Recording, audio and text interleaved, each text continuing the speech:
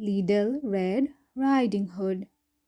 Once upon a time, there was a sweet little girl.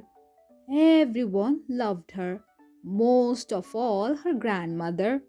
So one day she gave her a red velvet hat. The girl always wore the hat, and since then she has been called Little Red Riding Hood. One day, her grandmother was ill, so Little Red Riding Hood went to bring her wine and biscuits that would surely make her feel better. Her mother told her not to go off the path and to be careful. She also had to be polite and say goodbye to her grandmother. Little Red Riding Hood promised to do so and went on her way. Grandmother lived deep in the forest, more than half an hour walk from the village. In the forest, Little Red Riding Hood encountered the wolf. She didn't know he was dangerous, so she was not afraid at all. Good morning, Little Red Riding Hood, the wolf said.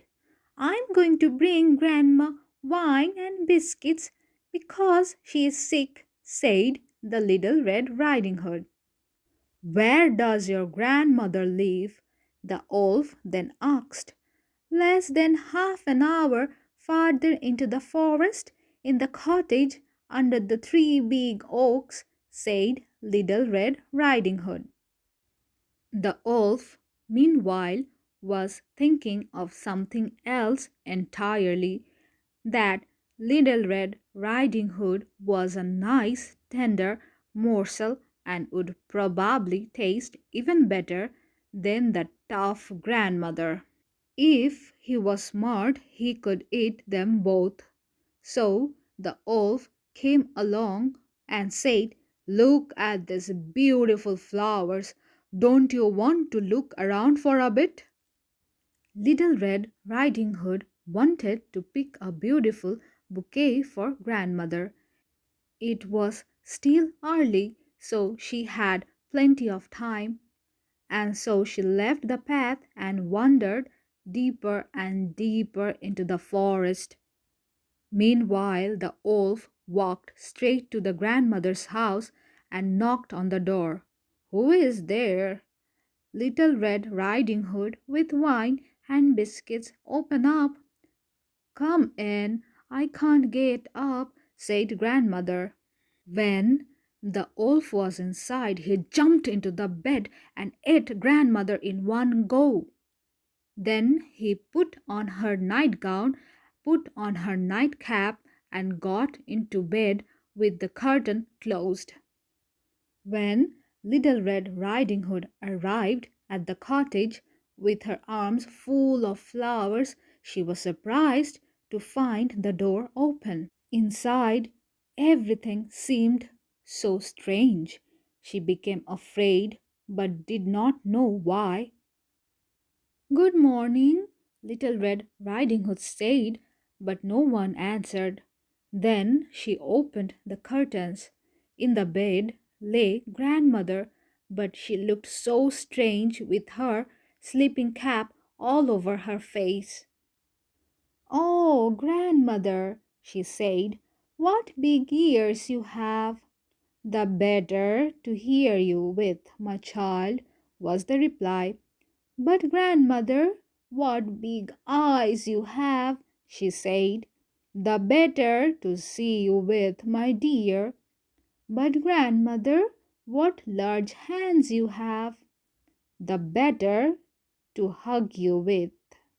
Oh, but, grandmother, what a terrible big mouth you have. The better to eat you with. The wolf jumped out of the bed and swallowed up Little Red Riding Hood. With his belly so full, he slept soundly and snored like a king. A hunter came by. He thought, the old woman is snoring very loudly. I'll go and have a look. He saw the wolf and said, So here you are. You old sinner, I have been looking for you for so long. He wanted to shoot the wolf with his rifle, but suddenly realized that the wolf might have eaten grandmother. Who knows, he might be able to save her. He cut open the belly of the sleeping wolf with a pair of scissors and immediately saw a red cap.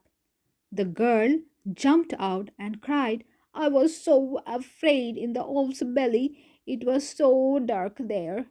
And after that, the aged grandmother came out alive also, but scarcely able to breathe. Then the hunter filled the wolf's belly with stones. When the wolf woke up, he wanted to run away, but the stones stopped him. He fell to the ground and never woke up again. The hunter, grandmother, and Little Red Riding Hood were happy. The hunter took the wolves far home. Grandmother drank the wine, ate all the biscuits, and soon felt a lot better.